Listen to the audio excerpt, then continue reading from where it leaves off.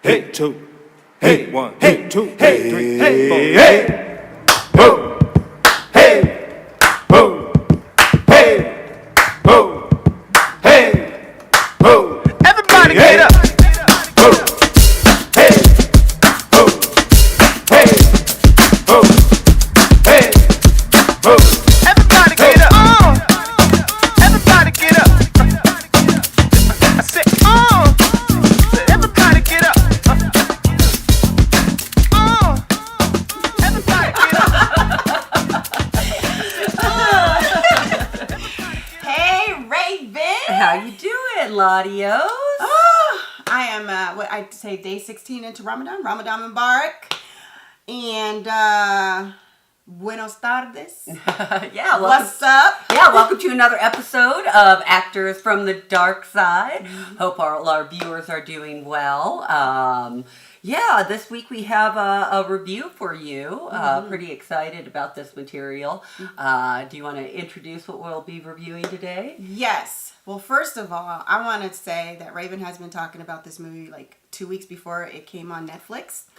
And I finally got to watch it. Because she was like, did you watch it? Did you watch it? It's really good. It's really good. And I was like, I don't know if I want to watch this. But it was an excellent movie, and it's called All Day and a Night. Yes, All Day and a absolutely gritty. It's under the genre of maybe like Boys in the Hood, Menace to Society. Yes. Very gritty tale But of better. being Black in America and kind of some of the traps that land people in incarceration. And sometimes people sit and say, well, why do they do what they do, or how do they end up in this cycle? And this tale is a very good exploration into one person's life and the struggles with kind of generational oppression, if you will. You know, Yeah. it was hard hitting. Yeah, it was very hard hitting. Well, first, I want to say, who did you say the director was? Who did we say? Wasn't it Jeffrey Wright? No, that's No. one of the actors. Oh, I'm sorry. Yeah. We'll get to the actors. Yeah, absolutely. I can't remember off the Okay. top of my head. Well, who the we'll director see was. if we can get our producer to get the director, the name of the director Yeah. and the producer. But excellent movie. There's three characters. The main characters is Jeffrey Wright, who plays the father, and his name is JD in there. The main character is Jakor. His name is Ashton Sanders, and then his supporting actor, or he might have been another lead, probably, I guess. But I would say he would be the supporting lead actor, Isaiah John TK. So Jakor, I did his name is Ashton Saunders, who plays Jakor. I did a little research. He was in a couple of movies that I've seen. Moonlight. He was a lot younger, because I kept saying, I've seen this guy, but I can't grasp him. Boy, he got some pretty teeth. I mean, every time I seen that chocolate skin and he just smiled, I was like, God bless America. Well, you know, the cinematography in Moonlight and this movie were very similar. Sorry, that just made me think of You know that. what? Yeah, That's you true. know. And we're going to talk about the cinematography. He was also, of course, in All Day and a Night. The Equalizer, too. Now, I did watch The Equalizer because I am a straight Denzel Washington fan, but I don't remember seeing him in there. So I might have to go back again and check it out. And then he was in Captive State. It was a movie in 2017, but I did not see that one. I did not see that one either. Now TQ, who plays the supporting actor in the show, that plays his friend, supposedly his friend. Oh, by the way, spoiler alert! If you have not seen the movie, do not watch this review. Yeah, we might give some things away. Yes. So TQ is Isaiah John. Now I've seen him. The first time I seen him was in Snowfall. That's an FX series. Do you watch that? I've watched a few episodes. Yeah. Oh, yeah, really I good. love that. Now you know the lead character in there. He's British. No, I didn't know that. I didn't either until Mr. King told me, and I was like, what? So I pulled him up and did an interview. Sure. He's British. Yeah. Yeah. So when he was talking, Good dialect work. Yeah. yeah, he did some great dialect work. Great dialect work. So he's in Snowfall. He plays Leon Simmons. And then Downsize, his character was Mike Jr. And then he was in Barbershop 3, The Next Cut, and he was just, I guess, the gang member, which kind of suits his character. Sure. And then, of course, All Day and a Night currently. Now, and then one of the well-known actors in there, Jeffrey Wright, who plays the father. His character's named JD. Big fan, yeah. Are you really? I am. I'm a big fan of Westworld. So, yeah, that's one of the reasons why I was there you go. Notified and, like, buzzed about this one. Because, We did watch, I watched, like, 1.5 season of Westworld. Okay. It's pretty heavy for me. It is. Like, It's complicated. And you can get lost. You were like, is this real? Yeah. Is this happening? Now wait, what's this? But I have a friend that I watch it with, and we'll try to talk about it afterwards. And I'm like, I don't know. I don't know what happened. I don't know what I watched. I can't talk to you about this. So yeah, I enjoyed what I saw. That's as far. It is. It's very intriguing. But Jeffrey Wright is known. He's been in Batman in the 2021. Oh, he's going to be in Batman. He's going to play James Gordon. Oh, that's interesting. That is interesting. Yeah, he's in the James Bond. Gordon, I can see that. No Time to Die in 2020. He was in Quantum of Solace, 2008. Casino Royale. Okay, remember that? 2006. He played Felix Leiter. The French Dispatch, 2020. I have to see that one. He plays Roebuck Wright. Westworld, Bernard Lowe. He's in seasons 2016 to currently 2020 and 28 episodes.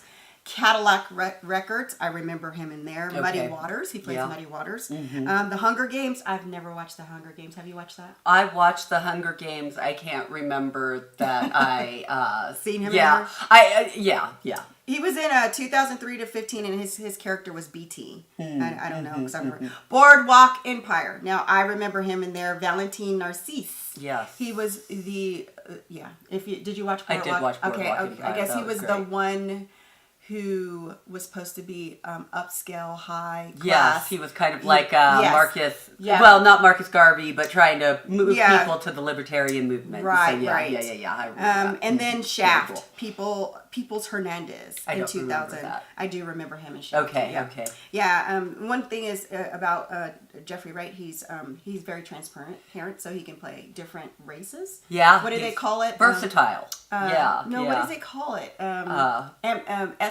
Ethnic ambiguous. Yes. So that's cool. Yes. All right. So these are the characters. So Jakar, who is the main character. When you open up the scene, Jakar is murdering Malcolm. Yeah. Boom, boom, boom, boom. Yeah. I mean, it starts out with this horrific murder. Yeah. And honestly, I remember I was on the edge of my seat throughout the rest of the movie saying, why, which I thought was a great writing, right? Yes. You know, just okay, you're kind of questioning what happened here. And basically, you start off with him murdering someone, going to jail. Yeah. And then we go back. Yeah, they go 8 months. Was it 8 months prior to the... Well, first they go 13 months back, but before that they go all the way back to him being about 8. Yes. They start off saying, he says something very prolific around the prison yard, and he says, you don't realize that you're behind bars, or you don't realize all this time that you're kind of already behind bars. The bars just aren't there. You just can't see them. And then he's on his school yard, which is almost like the prison yard, sadly, with the assault that takes place there. And then we meet Jeffrey Wright, who equally assaults his son. It's his dad. So Jeffrey Wright is JD. Now, one of the things is I have a great habit, but I love to find the title of the movie in the movie. Yeah, me too. And so, like a couple of minutes in, he says, "If you had all day and a night to tell about yourself, where would you be?" Yeah, where would you begin? And I thought that was really interesting. I was like, okay, so how does this title tie into the movie? Absolutely. So JD, he talks about his dad. He says his father was in jail 9 times by the time he was 6, and that his dad was light-skinned, but he made sure to let everybody know that he was a hardcore nigga. But his dad was constantly beating him. Yeah. And when I'm looking at that, and I heard that the thing that chimed in for me was light skin and hardcore, because this just reminded me of a couple of my friends who are light skinned, high bright or biracial, and how Sure. they had to struggle with trying to fit into the community. Right. And it seemed like maybe he was struggling with being a black man in America. Yes. Like not only a black man, but a light-skinned black man. I know that sounds kind of contradictory, but the fact that he mentioned that he was light-skinned, but he was like, yeah, but he wanted everybody to know he was the darkest nigga in the world, And Right. I thought that was hard. So he might have been struggling with who he was and trying to Sure. be right and, not living up to the expectations of what a father, a husband's supposed to be. Sure, I mean that's a sad fact in America, especially the deeper you get into poverty, and even the further in time you go back, it's even worse because there is kind of a, how do I say it, not emasculating kind of thing, but there is an essence of that if you can't go and get a job and those kind of things. And then I think back further to the black men that were married to a woman that had to be a maid for a white family. And then the next thing you know, here comes this really light baby. And you still, because you knew she did it against her will, and that's how you kept your job, and you just sucked it up. So yeah, it really hit to that kind of struggle with a light-skinned man. And then we even see later on when Jacor's trying to provide that he gets the door constantly slammed in his face in terms of getting a job, just constant, no, we don't have anything kind of thing. So Right. I'm getting a little bit ahead of the movie there, but yeah. That's okay. Yeah, we're going to circle back to that. But this was one thing that he did to Jacor a lot was beat him a lot. A lot. And this was Jacor's first introduction to violence. He was saying how violence was all around him. Yeah. That's all he's seen. And even his mother was like, why do you beat him so much? And then he had said to Jacor, do I beat you too much? Did I hurt you? Jacor had to be all strong at 8 years old. Like, no. And his justification is, this world is so tough. He's going to get his ass kicked out there, so he might as well learn how to take it in here. Exactly. And that was a lot of his justification for being such a hard man. Did it serve Jacor? I don't know. I don't right? know. Because at the end of the day, this tale's sad. It's just a sad tale, right? And then you definitely can be a product of your environment. Absolutely. But one thing I can say is I think, excuse me, can't drink water. Jeez. No, you're good. You're good. So I have a little tickle in my throat, but I can't drink water. Okay. So you guys forgive me. But anyway. No, yes, please indulge. Yes, I'm strong. But I do think sometimes you can be a product of your environment. But I honestly think, because there was kind of like a flashback when he says, I don't want you to be like me. Sure. I want you to be better. I believe in you. And I think truly Jacor was trying to ride the snake straight and narrow, even though he was hanging around certain people. He was just associating with them, but it didn't make him a bad person. Like, it didn't make him like he was actually selling drugs or doing drugs, at the beginning. That's what you get. Sure. But, the violence can eat you up. I mean, and I think there was one scene where he was in the car and he was crying because it was just like, all I see is guns and, and I think there was something he said, I think it was kind of what he was saying, like, sometimes, they talk about being in prison, but they never talk about what we do when we're not really out. They always talk about people when they're in prison, but they never talk about what do we do when we're outside of the prison. You just be like, oh, so and so is in prison and so is in prison, and that's all you see. But they never talked about what you do when you're out, which leads to when he said, slavery tells black people to survive, but not how to live. Sure. Yeah, they are just trying to survive the everyday hustle and bustle. Sure. And I mean, you can definitely say that in America, slavery never really went away. It just got rebranded, right? Yeah. And we're living in slavery 2.0. And so, it was, there were a couple of times, a couple of scenes in the yard where they kind of, I think he says something like, all that I see are generations of fathers that were there and then disappeared, and uncles and brothers and all of these black men that just end up behind bars. And there are certain trappings in our society, whether you want to admit that they're there, Yes. i.e. unemployment, drugs, all those things that Or will land people in jail just by association. Because that is a lot of, where he was, in terms of not being the one dealing the drugs, but all of his associates are. And, you know what I'm saying? Yeah. So. That one part, being in jail, like, I want you to talk about the 2.0, like slavery is today 2.0. I want you to elaborate on that because Sure. Because there's two things I've seen when he worked in the store. Yeah. Okay. Oh, that was awful. And then coming out of prison, you do your time. You're changed. Now some people do get rehabilitated. Sure. They come out. Let's elaborate on that. We don't want to. We want to kind of go deep on that because this movie is excellent. I really liked it. I like this better than Boys in the Hood and Menace to Society because it had a very good ending. In Boys in the Hood and Menace to Society, all you seen was death, and there was nothing. I mean, there was some drops of things, but you don't see anything. There were a lot of layers of why, the answers the why question that sits in why does somebody commit this kind of act of violence? Why would somebody do? And this movie provides a lot of those answers. That's it. Going back to the Slavery 2.0, that's basically just talking about the fact that, we abolished slavery after the Civil War, but then you started all of these laws with the Penal Code and put into our Constitution that, if you commit a crime, then you can be ward of the state, which is basically being a slave. And, that's what Jim Crow was. And if you look at today, I know I've been reeling from the death of Ahmaud Arbery. I mean, that's been all over the news this week. And, that's just crazy. Talk about that, really. Absolutely. For people who don't know about Ahmaud Arbery. Well, basically, a black man was hunted down in Georgia while jogging. Yes, for nothing.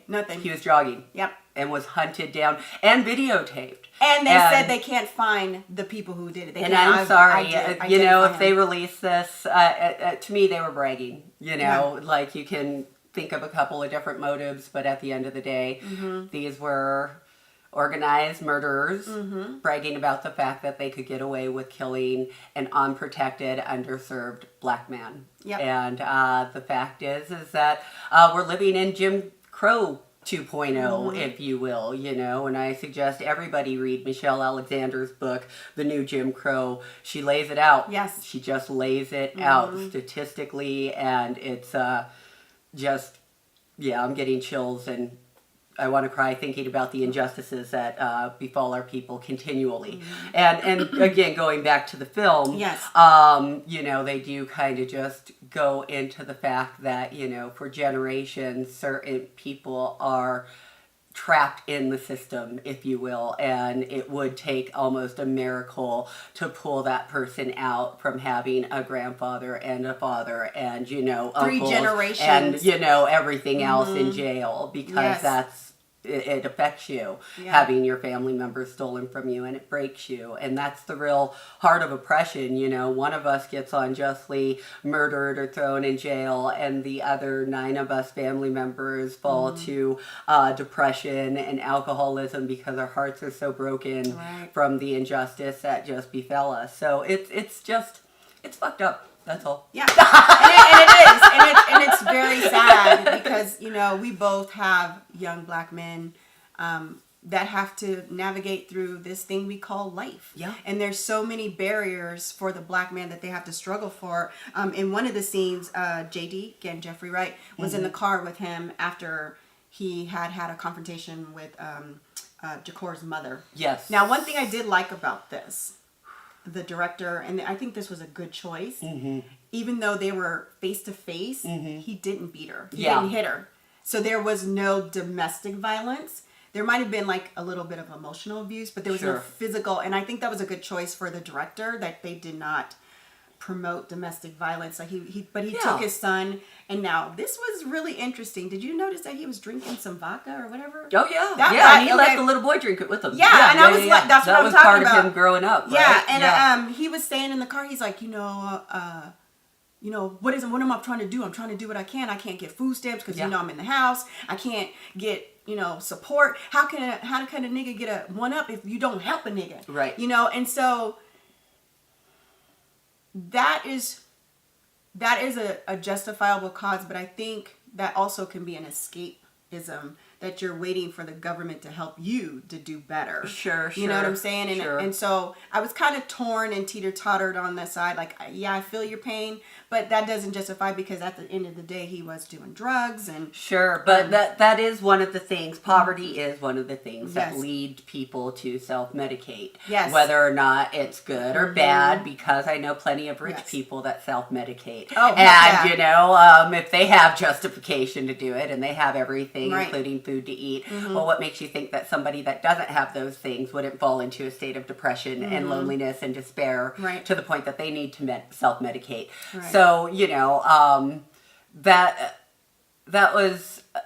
How did you... It was a good choice, I think, on the director's part to spotlight that the part struggles. Yeah. It's almost like we didn't get our 40 acres and a mule, You but know. you want us to get, we can't get good It's jobs. that whole we pull can't- yourself up Yeah, by your bootstraps, but Yeah. we ain't got no boots. But and You know, we're like- not we You don't give have us any no boots to we put don't on, have you know? old money Yeah, to help yeah. us, sound off and Yeah. build something for self. We ain't got And no- we don't have yeah, degrees. Some yeah. of us don't have degrees. I mean, Sure. they want us to do for ourselves. Sure. But yet they don't provide the resources for us to get. And, and then some people will say there are resources. There Right. are resources, but the average person doesn't dig deep to go locate those resources. Sure. Yeah. Well, I think we're going to wrap up this little part of the segment. We're going to come back. Yeah. Part 2. Yeah. Part 2. All right. Hey, ho, hey, ho. Everybody get up. Everybody get up. And we're back. Yeah. Yeah, the last thing we want to do is for our camera to cut off like it did in our last episode, because we really want you guys to hear what we got here. Absolutely. So we were talking about the challenges of the black man in navigating and self-medicating, and that was a good point. And I like the Sure. way you did the contrast between someone who's rich and everything versus someone who's poor. Also, we were Absolutely. talking about how we don't always have the resources to start off and build things. Sure. I mean, I heard a great analogy one time. Somebody was talking about a coworker saying, basically, well, I don't want to give a black person a handout and this kind of thing. And it's like, we don't need a handout. We don't Exactly. need you to give us fish or teach us to fish. We just need you to give us access to the fucking lake. Because that's Hello. the truth of it, right? Yes. You cut off access to the black America in terms of education, healthcare, and opportunity. Period, point blank. That's You know? real. There's I went to a workshop prior to the COVID, and there's a nonprofit organization owned by black females, and she said, the problem is, here we are, I have a black organization, it's nonprofit, and when I go to get money for funders and donors, they're asking, why does it have to be a black, because, why should I give it to a black company versus this company? She says, the problem is, you all have a head start, whereas we have to work twice as hard just to get funding to come in. So you're right. I mean, it's not like we don't want to do for ourselves. You guys don't give us the opportunities that, you guys make it. We have to jump through hoops and go through, navigate through, Absolutely. fences, swim, Sure, and under the water. We're basically drowning. Yeah. I had a friend that was watching this with me, and he's white, and he was like, these movies are out here. They explain the black story, et cetera, et cetera. So why do people act like they don't understand the struggles that the black man goes through? And I said, it's because they have the option to turn it off. Exactly. And, like in America, you have a million options. And at the end of the day, when one of these stories kind of comes up, I'll watch something that makes me feel better. Because watching this, it hurts. It does and hurt. it wasn't a wonderful experience. Yes, all movies are cathartic. And I love that it made me think and it made me feel. But there were times when I was cringing. Some of the violence, I'm not into violence to begin with. So there were times when I was like, oh my God, you're hurting my heart. But you have to be aware of what's going on out there, and you have to know what people are going through, because that helps you have a heart and helps you be compassionate and empathetic to others. So, these things are important, and I really, really encourage everyone out there, if you have not seen All Day and a Night, please watch this film. It really is just eye-opening and hits on so many levels. What about the friendships? In like, wow, right? That was with pretty friends like interesting. these. Who needs enemies? So yeah, so TQ, Yeah, who's played by TQ. Isaiah John, and JD were hanging out and friends. So we thought. Oh, JD was the dad. I'm sorry. T-Rex. Yeah, so T-Rex. Yeah. What exactly was he? Another drug dealer? I didn't quite. Was he a producer? I wasn't think quite. he was kind of a drug dealer. I think Slash him and produce- TQ were kind of the drug dealers, and not JD. Jakor was trying to get his music off the ground, Yes. so they might have been able to help finance. Okay. That might have been was it. Okay, Yeah. because Stunna was the big time drug dealer that Jakor pretty much kind He's of a really became good actor. Oh yeah. Yeah, Oh so. God. Wait, what was that thing? He was like, I want to know, or something. Yeah, He yeah, did that. he's good. And I just He's started really like, good. he's like, He's got a great yeah. swag. And, Yeah, yeah. and I love the gold tee, the plates; Yeah. those were awesome. But Stunna, I don't know what the name of his actual name, but he was cool. Yeah. So there's this little triangle that ties in all the characters with TQ, Jakor, Stunna, and T-Rex. T-Rex, I think, was trying to fund Jakor. So his outlet was rapping. Yeah. And I think he got that outlet because of his influence from his grandmother, which he mentions throughout the show, that his grandmother was a big, influence on him. Yeah. And of course, there was a dynamic that pushed back with his dad because his dad was like, he doesn't need to be believing in all that God stuff and that church Right. stuff. So, but it's always that balance. That grandmother's always there. Yes. It's so funny because the grandmother's always there. Grandmas are so powerful. But then you have these four men, and this is where you start to figure out the pivotal point of what's really happening here. Yeah. But all these four men, like we said, JQ, which I thought was Jakor's best friend, Stunna, the big time drug dealer, and T-Rex. Remember, T-Rex is kind of the antagonist. Yes. Well, actually, he is. He's because very much an antagonist. remember how they were, he was asking him, hey, who's your girl? Yeah, yeah. And he was always doing something to really piss him off. Sure. And he didn't Yeah, have when a- he played his music for him, he was like, I can't really, I'm not feeling that. I can't feel that. I can't get down. Yeah. Oh, but what about the part? What about the part when he was like, yeah, who's your girlfriend? And he says, I used to check with her, back in the day. She did all kinds of videos and stuff. Yeah, but so then he shows her an old video pre his girlfriend of, his girlfriend in the video with Sure. other guys, which, he did always something to antagonize Yeah, him. yeah, and this is after the girlfriend's pregnant, of course, and and doesn't say this is an old video, just like, hey, look at your girl, kind of thing. And so. what I didn't get was, why did he do that? Of course, there was some type of dynamic. He was to just- obviously, he just just trying was to- kind of jealous, or and I wonder, because going back to when they were all kids, could TQ have been the big kid that stole his thing? Yeah. Remember, there was that big, and I didn't. This is No, just something TQ I'm was- connecting the TQ dots is with. Isaiah John. That's the one. No, I'm talking about the little kids when they were showing them as little kids. Right. And remember the very first scene when they were when on the he yard was- and yeah. he stole his little. Yeah. Yeah, and then he came back and hit him with a brick. Well, I that would wonder have if made that me think that would have made me think that because that was kid was significantly bigger than. But the I rest don't of think them, that would have so. been TQ. I think that would No, have been T-Rex. Yeah, I think thought that would it have was been T-Rex. Yeah, that I was would have been thinking it was T-Rex. T-Rex. That would have made And that sense. would make sense that they had this Yeah. childhood. I just put together those dots because Yeah. I'm like, wait a minute, what if he was that Yeah, kid? because I was like, why is he always antagonist? So that's the cool thing about watching movies is you're trying to tie in, like, why are they doing what they're doing? Yeah, and this is really good because they do the introspective thing of going back in time and explaining it from different vantage points in time, which it does make it a little confusing for me. Yes. Sometimes I need the Right. little caption of this is this time, blah blah Yeah. blah, and they only gave us one of those. Like this Yeah. was 13 months ago, and then there were times when I'm like, well, is this 13? Yeah. So And, that. but you always knew when it was a flashback because Yes. it was showing him at 8 years old. Yeah. And, but it did throw you There off. were You're like, some- are we present? Yeah. Are we back? Yeah. Are we present? Or are we back? Exactly. Yeah, and let's see what else. So yeah, so going forward, we have the two drug dealers. Yeah. Stunna, the one we really like. Yeah. Who is a great actor. We have to find out what his name is. He's Love really his good. Grill. I've seen him in a couple of things. Yeah. Maybe the grill was throwing me off, but he was an excellent actor. Yeah. And I liked him. And he said something to Jakor. He says, "Hey, you have a squeaky clean background. You don't do drugs. You don't sell drugs. You don't do anything." He was like, "I need someone like that. Someone like you on my team." Yeah. So this is the climax.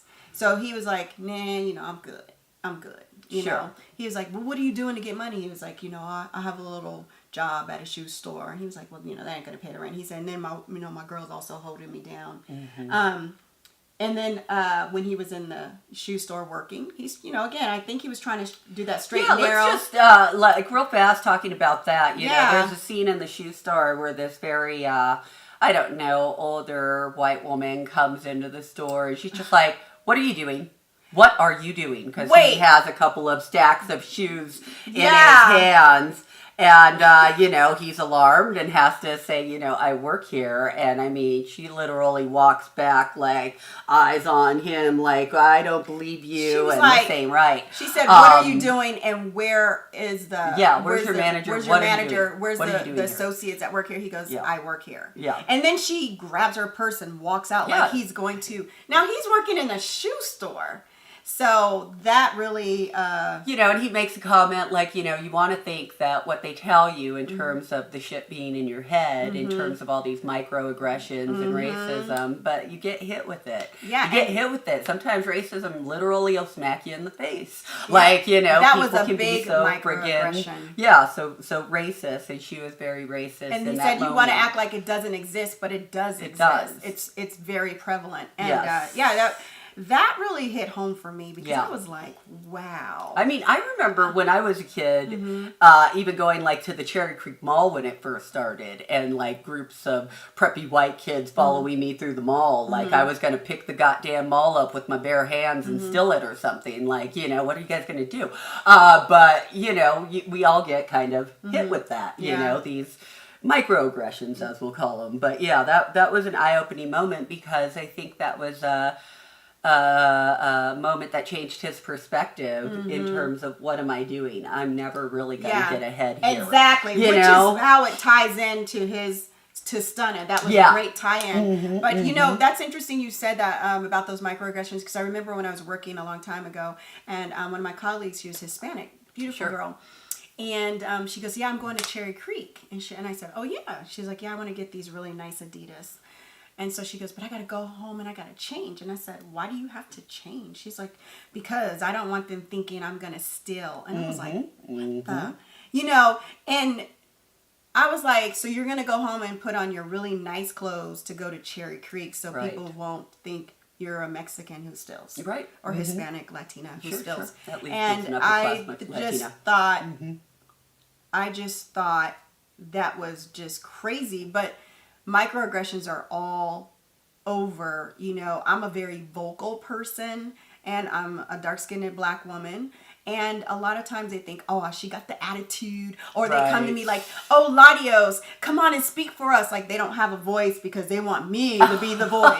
You know what I'm saying? They want me to fight the fight. Like, wow, that's offensive. Yeah. I get this all the time. It's real. It's real. Like, you don't have a fucking voice. You can't speak for yourself. Well, we just need you to be our backbone. And I want to be like, you know what? Fuck you. You get your own voice. You find your own voice. And I'm not this, high-strung ghetto black girl. Yeah. Okay? Popping her neck like this. So, yeah. Just a little bit just add in a little personal stuff. What's your background? My ethnic background? Yeah. I am black, obviously, on my father's side. And my mother is Hispanic, but my great-grandmother was Sioux Indian. So I'm like a quarter Native American. When I did my DNA, I'm a lot more Native American than I thought I was. So I'm like, I can see that. Yeah. So power to the people. So of course I'm black and black. So do you feel like growing up biracial or multiracial that you had some challenges Sure. in your community? Absolutely, and it's an interesting thing because I didn't grow up in the black community per se because my dad wasn't around, and I grew up with my Hispanic family in a very Hispanic borough of Colorado. So people again like you assuming things about you, like they'll be like, oh well, you know what it's like being in the hood, and I'm like, actually no, that's kind of anecdotal for me too. And I had my cousin who I hung out with like once in Park Hill, and we went and sold crack. That was great. But like there were those kind of glimpses into life. But other than that, it wasn't my everyday life. We sold crack. We did. That was our night. We got ready for 3 hours, and I was like, "This is what we're doing." Okay, I thought we'd go dancing or something. Did you guys do it on the east side? No, Park Hill. Hill. Yeah, pretty much so like right over MLK and So did you grow up on the west side? I grew up in Commerce City. Okay, so Commerce City. so Okay. up north. Yeah. And So I didn't technically grow up here. But when I came here, I've been on the east side for most of the time. But when I was growing up, because this movie, oh my God, especially the one part where they were all in the streets and they were dancing. That brought back memories. And, back in the day, I ain't gonna lie, I liked the little thugs and the hardcore and the drug dealers. It was my thing, And I hung out with I didn't personally sell the crack, but I'm talking about the scene on the street with all the cars. Oh and my God. yeah. Okay, oh my God, that's what popping. That was popping. So, that's how we grew up. We had fun, and I always dated the big time drug dealers. I liked it. I liked being around them. That was a fun. That's why we get along. But it was something that it watching that scene brought back some nostalgia because back then, even though it was kind of dangerous, because that was when the gangs were on the scene. There was a lot more communal. It was very communal. Yeah, you know what I mean. It was communal. You knew this is your neighborhood. This is the black neighborhood. This is, this is the Hispanic neighborhood. This is the white neighborhood. You knew, there was unhidden borders. Right. You know what I'm saying? But it was very communal and not necessarily healthy, but it was communal. Sure. And that brought back some nostalgia. But I really did enjoy that scene. Yeah. Yeah, and I just wanted to say, explain a little bit about your background, so that people can understand where you come from, where what your exposure is to as a Black Latina Native American. Super American. Yeah. So what was your question? I'm sorry. I was going to say, what did you think about the love relationship that went on with Malcolm? I'm sorry, Jakor and his love interest. His what was her name? Oh God. Yeah, I can't remember. Shantae. Because thank you. Yeah, Shantae. He called her Chantel. Or Shantae. No, it's Shantae. Oh, it was Shantae. Yeah, Shantae. Okay. But he called her Chantel or Shantae, and she didn't call him for 2 weeks because she's like, if you couldn't remember my name. That's right. Now, here's something. I can remember being that girl. Right. And I was a little triggered because what I didn't like is once T-Rex showed him that video. Yeah, he gets mad at her for something that happened. Who knows? It was pre him. It wasn't doing. And the fact that she says, "I know you're cheating on me, but I still stayed loyal to you." Did you catch that? I didn't catch that. Yeah, she says, "I know you've been cheating on me, but I have never stepped out on you." And then she goes, "That was pre me, and I told you I was wigging out, because her brother died. Her brother died, and it just says how much we're as women, especially Black women, we are so loyal to our man. Like we take a lot of stuff. We know they step out. We know they do drugs. We know sell drugs. They know they have a side chick. They know they don't have a job. We still hold them down. We know even all the way to when he was in prison. Sure. She's still loyal to him, and it was a little triggering because it was like I'm not doing that no more. Right. You know what I'm saying? Yeah. I would, when I was young, I did that, but I wouldn't do that. It's because it goes back to that statement, right? Slavery taught us how to survive, not to live. Yep. It teaches you to settle for less than what you actually deserve. Exactly. Right? Everybody deserves, somebody that's loyal and cares about you and all that, but we've been conditioned to settle for somebody that steps out and does all these things to us. And, those kind of things. And we've also been conditioned to settle for so many things in terms of life and jobs and those kind of things. And the deeper you get into it, you know, the harder again it is to get out. Like I said, my cousin that I talked about, she ended up serving a murder rap. Oh, wow. And you know, she was a prime example to me, like what my life would have been had my dad raised me and not my mom, because you know, that's how I got out, just by the skin of my teeth. And I'm very consciously aware of that, you know, that yeah. And So know, you think something would be different if you would have been raised with your father? Absolutely. Did he live on the? He lived in Absolutely. Parkdale? He lived on the east side, right over off of 34th Because in of the exposure. York. Yeah, and you know, the cousins that I had at that time, and yeah, just the exposure and what you end up getting into, just again because you're associated with it. You know, like and even going back to Commerce City, there was an incident where we took marijuana to school, and a bunch of kids got suspended, and like 40 of them got suspended, and it was kind of my fault, whatever. But the police, I won't even ask you labeled why me, it was your fault. But the police labeled me the leader of the Bloods at that time. And I was 14 years old, and now I look back and I'm like, thank God I didn't get in any more trouble, because with that on my record, had I got one extra slip up, they would have had reason to put my ass behind bars for a good long time.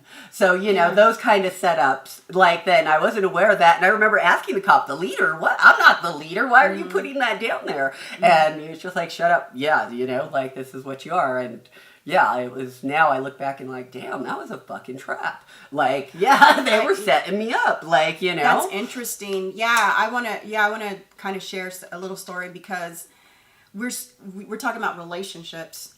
You were asking about the relationship, but I remember dating this guy, and he was a Crip. I dated Bloods too. I don't care. Hate me.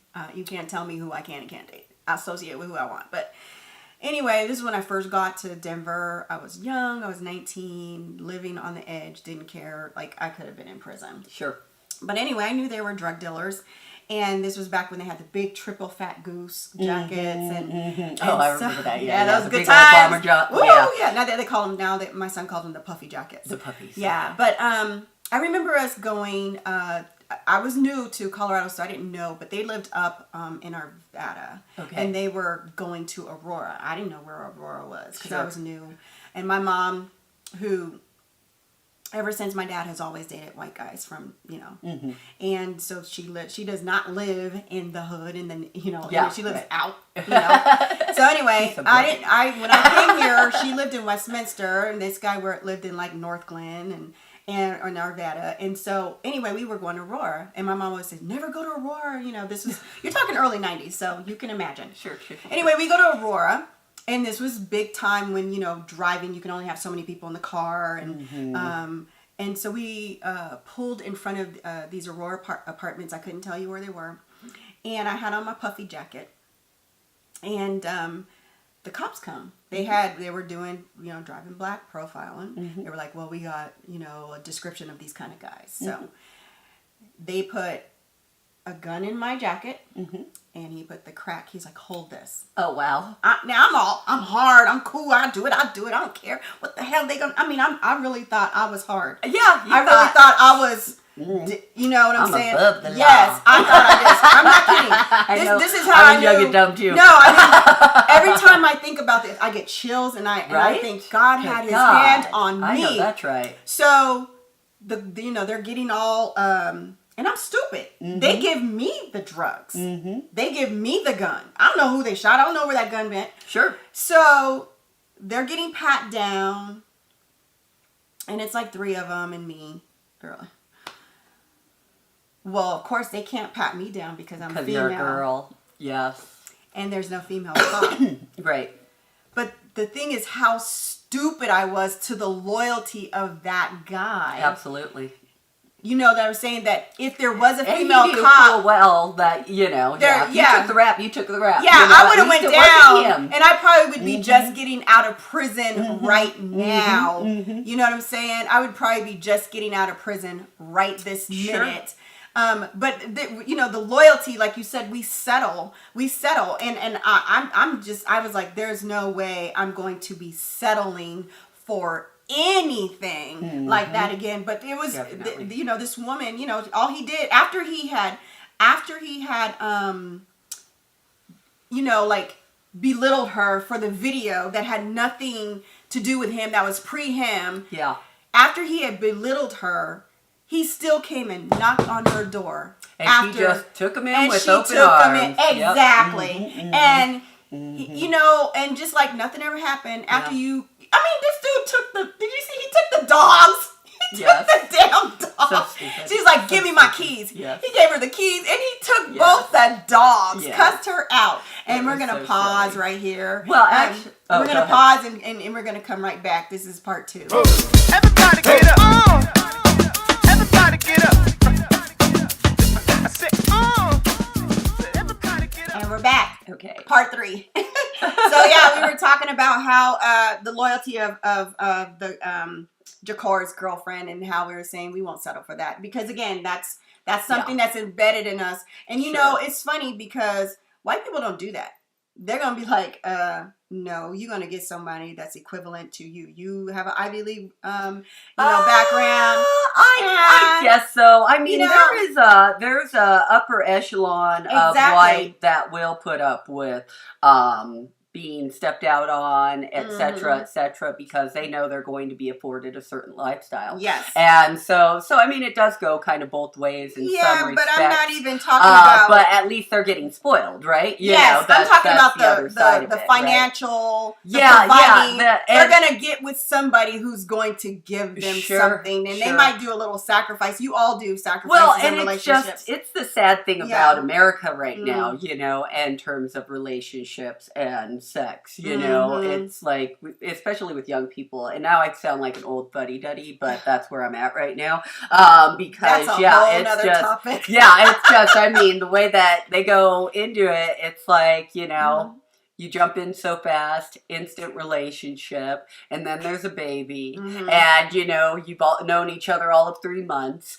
and that has success written all over it, right? You know, I mean, those kind of situations where it's like, of course they're going to move on, and of course there's going to be these, you know, and then that child, when we get to see the baby, it's behind bars. And that's the first visit. And gosh, the baby already looks a good 6 or 7 months old. And it's another child being born And without he his didn't even daddy. recognize him. And he cries. And it's like, who is this person? What I don't you know? understand is, why are you laying down with somebody that you know whose future is very bleak? Like, maybe it's because you feel like your future is just as bleak. I mean, you know, you won't.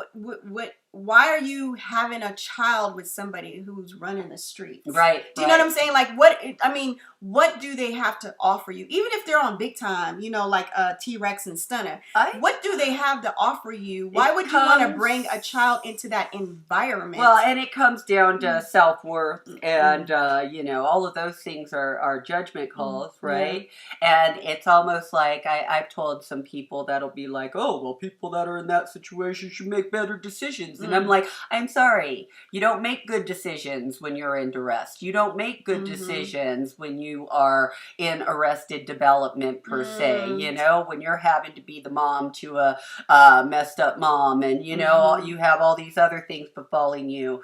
You know, it's really hard to ask people to make good, sound judgments. You know, it's hard to ask any sane person to make good, sound judgments out there, let alone somebody with all these barriers and struggles. And then you take into account that we are in this society where it's almost like sex is what follows a handshake. I mean, first time I got on Snapchat, I got like 50 show me your tits, and I'm like, who are these people? Why would I do that? Yes, I'm like, who are these people? Why would I do that? And it was very eye-opening to me, like, oh, you filth, larb, and filth, you naughty children. But anyway, like, I mean, that's just. But I mean, I'm sure that happens on IG too. Oh, But, sure, you know, but like, but I'm just saying that, you know. You mean you really didn't want to show them your tits? I don't know you. Sorry. But if you did, I love it. So let's go into the manipulation of the police. He was like, you remember how he says these police act like they try to mimic what they see on TV. Sure, you know, and then how he got arrested. Now, wait a minute. He wasn't a upscale neighborhood, and he was going to rob them. Remember? But Lord, that arrest! They got pulled over. I'm sorry, by but driving that arrest while wasn't black. that like. Didn't they come in almost military garb and just? They tried to set him up. But I mean, honestly, that final arrest when they come and hem him up and all of I'm that. talking about the first one. Oh. The first one when he got pulled over because he was driving in. I forgot the name of the neighborhood, but it was an upscale neighborhood. Remember, he was gonna jack that girl's rims. And they got pulled. The cops pulled him and his boy over, and they took and got him arrested. He went in and he goes, "I don't even know why I'm arrested." Okay. You know, he was on parole, and then he was like, "Yeah, your friend TK had dope in the back of his whip," and he goes, "I know TK never carries dope in the back of his whip." Okay. And he was I trying to do remember manipulate, that. intimidate him, Sure. and he was like, "You got to give me something," and he's showing all these faces. He's showing Right. Stunna and T-Rex face. Right. He goes, "I don't know Stunna. Yeah, I don't yeah. know these people. Well, I don't those know two, anything." yeah, it shows prosecutorial misconduct. And the setups that the police do. Like one of the things that I've been saying about this recent tragedy with Ahmed is how long was that cop on the force and torturing people and putting them behind bars forever and maybe killing them, because obviously probably not the first time he's murdered, but anyways, that was an interesting part of the movie. Also, well, how his mother came in and her boyfriend bailed him out. Yeah. Now, I thought this was interesting because I was trying to figure out why did he get so angry with the boyfriend. Yeah, because it's just because his boyfriend said so you date white girls, it's okay. Yeah. But I think there was a little bit of jealousy going on. I think there was like that mother-son, like he was jealous of the new boyfriend, like you're choosing him over me. I told you to go get my stash and bail me out, and you got your new nigga, and so I think there was a little jealousy, but I was like, the way that he beat him was unnecessary. To me, I think it all goes to maybe profiling someone that is not stable.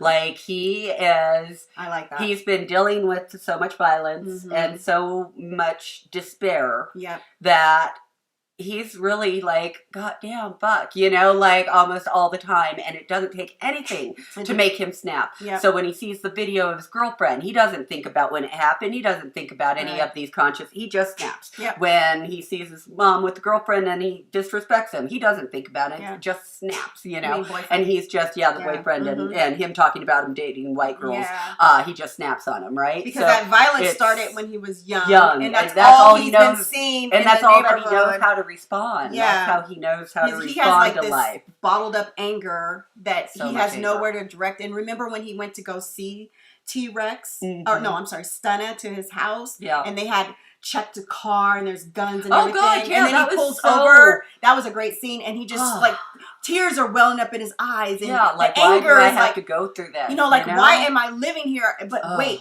Wow. I want to roll back a little bit because his brother was that his brother Lamont that was in the wheelchair? I believe it was, and Yeah, that was the little brother. They show him in the beginning, and he's like, "I'm going to get out of here." And then he has the resolve. I'm not going to do these gangs or drugs. I'm going to get out of here, and he goes to the war and loses his body, basically. Yeah. But then JQ says something that this reminds me of the crabs in the barrel. He goes, "Why y'all always trying to leave?" He goes, "Why you always trying to leave? Because you're gonna come back." Yeah. And that hopeless despair. Yeah, and then it just tells you how you really can be a product of your environment if you don't have anything around you to give you some hope. Because he did say the best way to stay alive is to know your light, stay loyal, and close to hope. And I think that was from Jakar. Sure. There's no hope. No, and that guy even JQ says, he goes, white people, how did he put it? He said, white people, I cannot remember, I don't want to misquote, but he was saying something to the extent like they don't care about you. To us, white people think we're worthless, but that wasn't the words he used. He goes, but I'm a predator. He goes, I'm the predator. So this person has flipped this script, and it's like by any means necessary. I'm Yeah. gonna do whatever I can to survive. Yeah, he's become the big monster that they're all afraid of, right? He's Yes. like, instead of yes. like, I'm gonna try to get out, no, I'm gonna be what you told me I am. Yeah, and that's when he said you're this. gonna be afraid of me. And what was it? What He power said- do we have if we're just someone else's boogeyman? Yep, that's what Jakar said. Okay. Yeah, what power do we have if we're just someone one else's thing that boogeyman? this is making me think of is when I was in college, I did a paper on affirmative action for one of my finals, and the astounding figure that I came up with was that only 1 to 2% of Hispanics and Blacks even make the grades to apply for scholarship and go to college. 1 to 2%. Even make the grades. And that goes to the fact that when you're in that environment, you have other people, including your peers, when you have those big dreams telling you to shut the fuck up, you ain't going to be nothing. This is where you are, and this is where you're always going to be. So, when you do see that Black success story, my God, do they deserve all the acclaim and because they've gone through that much more to get there, including getting those negative voices out of your head that are questioning whether or not, Do you think that percentage has changed thus far in 2020? Because I know my daughter went, she's Latina and Black. She went to a school with Latinas and Latinos and Blacks. Sure. And there was, of course, other races, but they really, you could not graduate unless you got accepted into a college. Sure. The structure of this school, and this is DSST, which I love that school. They made sure that you had to write and get scholarships and to get education. And by the way, we grew up on the East Side. So I always think it starts in the family. So do you think that percentage has changed? Because that percentage was in 1999. Yeah. So I'd like to think it would, especially with Hispanics. But you also have to remember with the Black populace, we're only 13% of the population as a whole. So when you're taking national statistics into account, I don't know if Blacks are above the 1% mark because there's just so few of us to begin with, and that number is going to be probably a little bit lower. That all depends on who participates in the census too. Sure, because sure. I got the census, I didn't participate. I mean, and a lot of people, they base it off of who does the census. If you don't do the census, you don't really have accurate numbers. Right. So because I think there's such all I know is in Colorado, there's such a stellar presence of Blacks and Latinas that are very successful, very big business owners. They're successful, but I'll tell you what, girl, when I travel to other states, I'm shocked by how few Black people there are. So, I mean, every place else has more Black people than Colorado. So I tend to disagree. Whoa, wait. Black people there's a big population. There are, but I'm just saying, like, it ain't like going to North Carolina. And it ain't like, like there's Florida. It ain't like, Here's now problem. It's definitely better than Montana. It's definitely better, but like California, no, there's a lot more Blacks. Well, here's the thing. There might be more Blacks, but we have a big population of Blacks. The problem is we don't have a community of Blacks. Like when in the 90s, all of the East Side, the 5 Points was a community, but now we're so spread out all the way from Colorado Springs and down to Pueblo, all the way up to Vail, there's Black people. The thing is we don't have a collective, like when you come to Colorado, the first thing people not from Colorado is like, where's a Black neighborhood? Well, where is the Black people? neighborhood? Yeah, because but they're here. They're just like there used to be a 5 Points. That's no more. Like I don't know. We won't. Let's not argue whether or not statistics are right. But we're not arguing. we're having a conversation. Yeah, we're but debating. we're just saying that. Like for me, I think the statistics are different in the census. If you're not doing the census, you can't have accuracy. But going back to what we were talking about, the boogeyman, and how JQ said he's a predator. And then this leads into, because we're trying to find out why Jakar killed Malcolm. Sure. Yeah. So then we go into a big spotlight, I'd say, on JD and his drug abuse. Yeah. And you find out that JD is kind of one of the worst cokeheads in the neighborhood. And Jakor witnesses him murder someone in cold blood. That and was I traumatic. think that traumatized Jakor in a lot of ways. Yeah, that was unnerving to watch, and the subtext behind it, I think the guy says something like, I'm not giving up my rent money so you can get high, and then pop, pop, pop. So that, like, wow, that says a lot about someone's character, about, you know, just, yeah, and that's supposed to be Do your you think dad. that was him, or you think that was the drugs, or a combination of both? Combination of both, you know, I mean, That you was- know, I agree to some extent, you know, like, you know, you can't, you know, like, oh, they're on whatever substance, so they can't be so accountable. But They have at to the take end of the day, accountable they're for his still, choices. yeah, Yeah. you did it. You're the one So who did it. basically, when he sees his dad get shot, shoot whoever owes him money in cold blood, the dynamics change, and this ties into why he kills Malcolm. Yes. So he's on the playground playing at school, and a little girl comes up and says, "Hey, I heard your dad is a crackhead, or the biggest cokehead in the city, or something like that. Yeah, he's a cokehead." And he's like, "You don't even know my dad." He said, "But my cousin so-and-so does." So and he drives a Cadillac. yeah. Very distinct that he drives a Cadillac. Uh-huh. So anyhow, with that, he goes and he Follows his dad. sees him purchase the drugs, and guess who's selling the drugs? Malcolm. So yeah, so that was the tie-in Yes. of him wanting to kill Malcolm, because he did confront him and ask him not to sell drugs to his father. Yes. And This cute Malcolm little said, 8-year-old kid. Yeah. And Malcolm says, he says, my best customer. My best customer. Kid. that was really, Ooh, it was yeah. really, Heartbreaking. it was very heartbreaking, because here's this kid pleading to this drug dealer, or just to another human being, like, please stop. You're destroying my life. And right? even if he stopped, his dad probably would have got it from someone else, but it would have Absolutely. showed some type of loyalty to the community, or something of that nature. Yeah. Because one thing he said is, in there was a quote where he talked about loyalty. Loyalty is currency. You know, and I thought that was interesting. But that was the tie-in of why Jakor killed Malcolm. Yes. So it was fantastic. It this was movie. Fantastic. Yeah, very good choice. Yeah, I'm you so gotta watch proud it. of Rav'n.